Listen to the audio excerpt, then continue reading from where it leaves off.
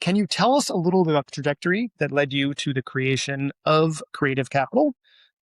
Yes. So I had run three other artist-centered organizations in both the performing arts and in independent media. And before that, I was the first audience development director at the Manhattan Theater Club here in New York in the late 70s. So I had actually always come at the issues, and there were so many of them during my tenure, funding issues, censorship issues, policy issues, but I'd always tried to come at that from an artist perspective. And usually I was in organizations that were representing artists. So that was sort of necessary.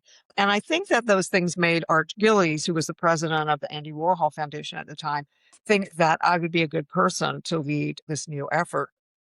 I was a little bit of an odd choice because my background was not in the visual arts. It was in independent film and performing arts. So I was sort of this mysterious person that he had appointed to this position.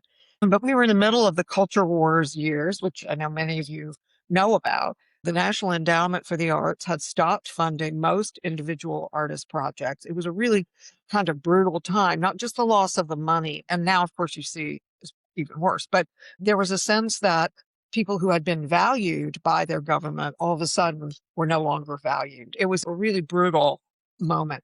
But the other thing that the National Endowment did during those years was that they were really a thought leader. We really looked to them. They did convenings. They really wanted to hear what the issues were in the field, and they tried to always be responsive. It was exciting in that sense. I can't even imagine that now. I mean, it's really gone away. Yeah. So, because I was running these organizations that represented artists, it was sort of a mandate that I had to write and speak and organize. And so that's what I did for all of those years. A lot of that is on my website, my very pink website at rubylerner.com.